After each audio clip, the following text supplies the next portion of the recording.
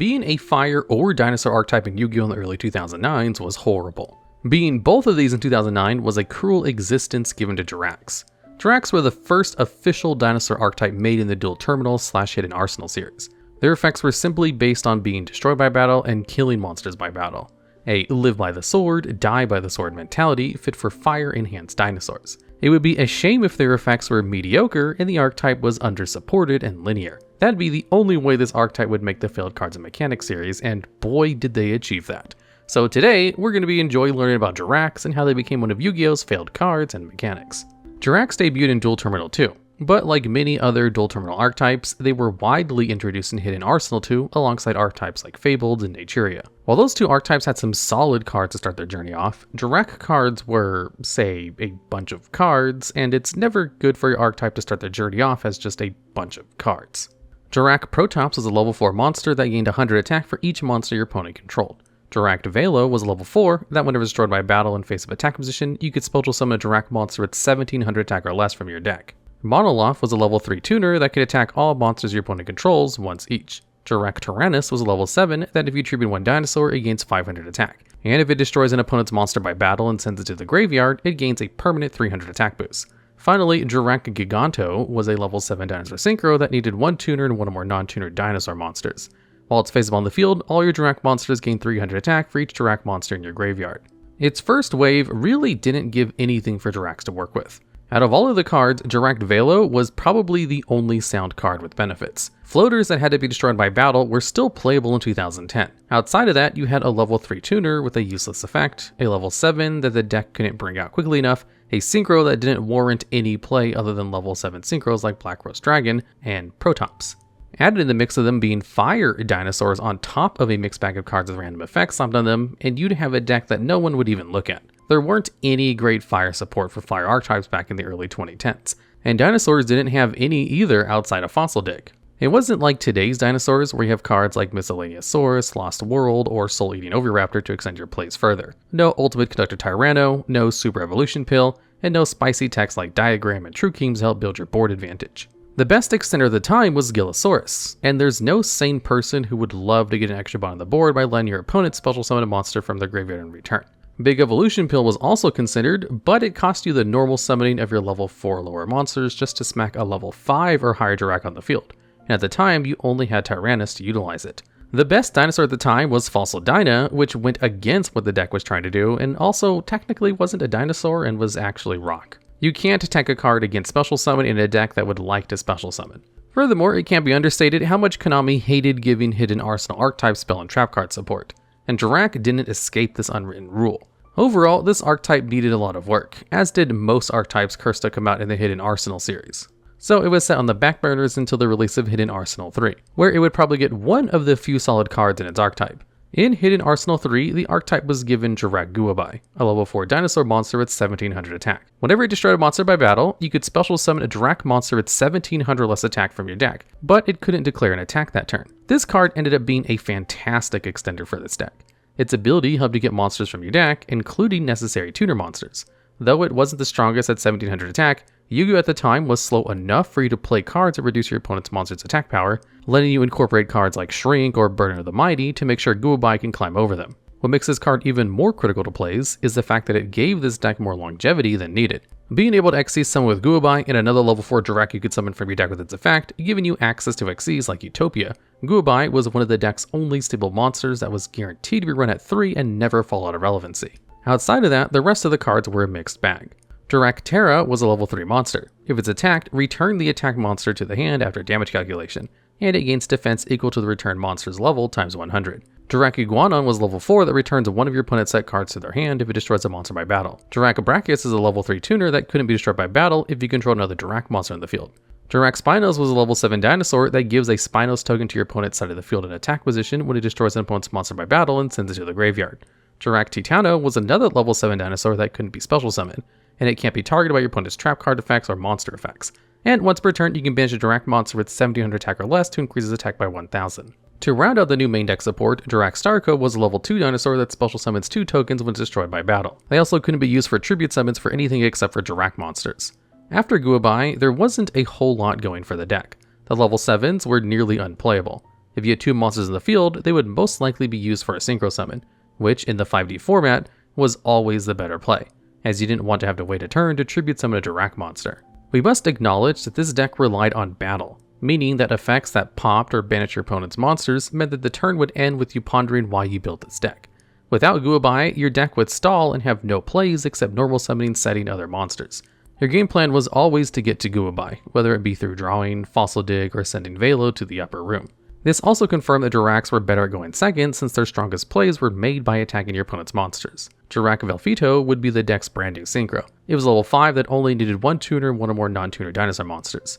Its attack and defense would be equal to the original attack of the synchro materials used for its summon. If it attacked a face-down monster, you could immediately destroy it without flipping it face-up or applying damage calculation. You could say this card was a decent addition, but it had a lot of setbacks, mainly because of what its archetype had to work with. For starters, it couldn't be made with Guobai involved since Jurracs didn't have a level 1 tuner yet. Making Velfito would mean you'd need a monster on the turn before setting up its synchro summon. To make it even more disheartening, Velfito combined the attack and defense, which came out to actually be pretty low. Being a level 5 monster, there's not a lot of synchro materials needed. Subsequently, the attack and defense could barely reach 2000 if possible. To summarize, Hidden Arsenal 3, Guobai good. Support, bad.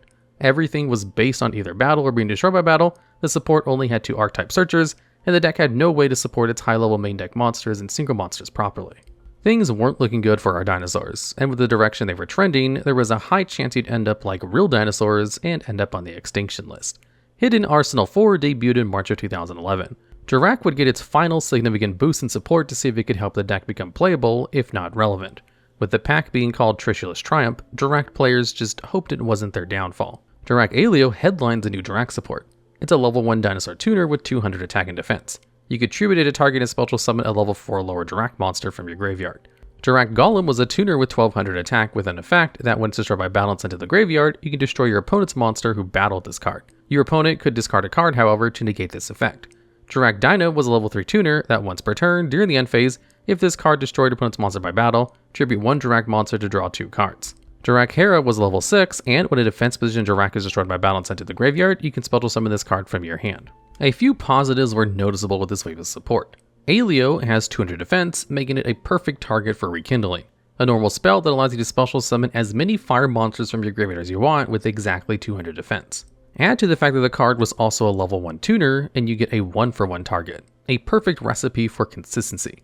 Multiple Aleos in the graveyard give you the possibility with rekindling to mount a late game board. Bringing back multiple Aleos and using a whole bunch of rekindlings could end up with a lot of Jurrac monsters that you could swing with, or establish heavy hitting synchros to finish the game. Aleo also saw more play outside of Jurracs when the new Dinosaur support came out, as it was the only level 1 dinosaur tuner monster in the game to get off a baby Ceratosaurus or Miscellaneousaurus to give you access to synchros like Denglong, or Ib after the banning of Denglong. Golem and Hera were decent additions, but could have been more impactful. Golem's effect was easy to vanquish by easily popping it by card effect, and getting Hera to the field was only achievable by depending on your opponent to destroy your monsters in defense position, a position most Jurrac monsters would never switch to. Mind you that even if you get to summon Hera, it would still be your opponent's turn, giving them a chance to punch or pop Hera into Jurassic Park if they see fit. Furthermore, if we've been paying attention, almost every effect involves the card needing to be sent to the graveyard. A well-timed Macrocosmos or Dimensional Fissure put this deck in the Ice Age, as none of their effects can go off if they don't hit the grave. 1 step forward, 3 prehistoric steps back. Or however the quote goes, Jurrac's inconsistent and strict policy of having to be sent to the graveyard hindered it in specific matchups. The last support piece was a level 10 dinosaur synchro Jurrac Meteor. Coming in with a whopping 2800 attack, impact required 1 Jurrac tuner and 2 or more non-tuner dinosaur monsters. When it's synchro summoned, destroy all cards on the field.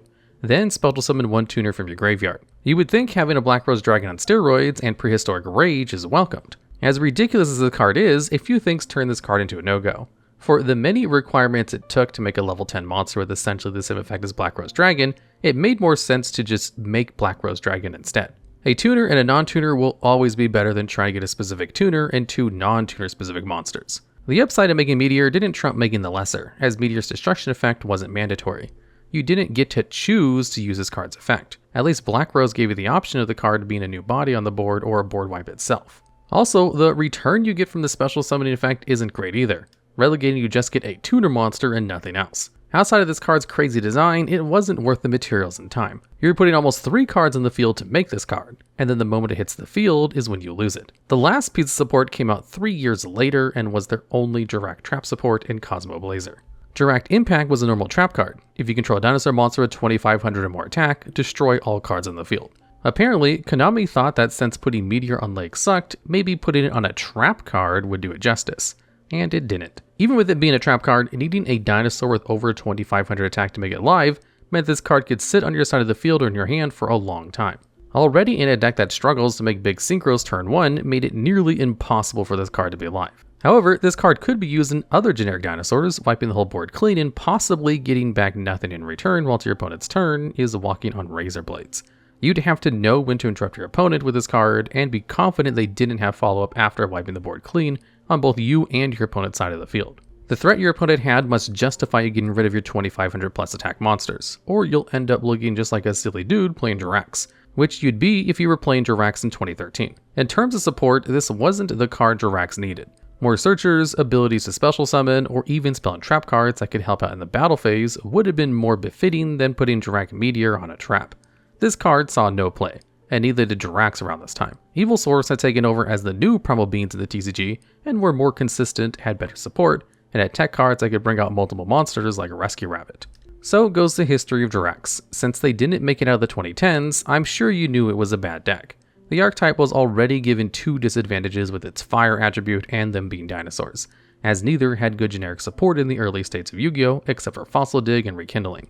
The fact that most of their cards needed to go to the graveyard didn't help either. Adding high-level main deck monsters was useless as the deck benefited from synchro summoning rather than waiting a whole turn to tribute for a monster with a subpar effect like Tyrannus. Not to say the synchros weren't a letdown too. The best one was Giganto, as it got stronger for every Jurrac in the graveyard. But other than that, it was a beat stick to clear over other monsters. Velfido was only good for getting defense vision cards out of the way, and Jurrac Meteor was gone before it even hit the field, and took everything with it, only to reward you with a tuner. Finally, barely any synergy put the nail in the coffin. Guobai seemed to be the only way to combo into anything successful. Being the only monster that could put itself in a tuner on the field meant most of your game would be Guobai swinging into something and trying to look threatening with 1700 attack, in a format running Colute and Honest. This was just Guobai Daunt deck, and any without seeing this card was a long day of pain being a Jurrac player. Overall, these dinosaurs were destined for the Ice Age. Even if you put the new dinosaur support with Jurracs today, you'd find yourself completely removing Jurracs to play the new generic dinosaurs by themselves. They do all the things Jurracs dreamed of without the harsh drawbacks, and have better ways of extending plays and making better boards. We shouldn't, however, laugh at our poor dinos. They walked so Evilsaurs could run, and then Evilsaurs rampaged into power creep so Konami could see dinosaurs needed help.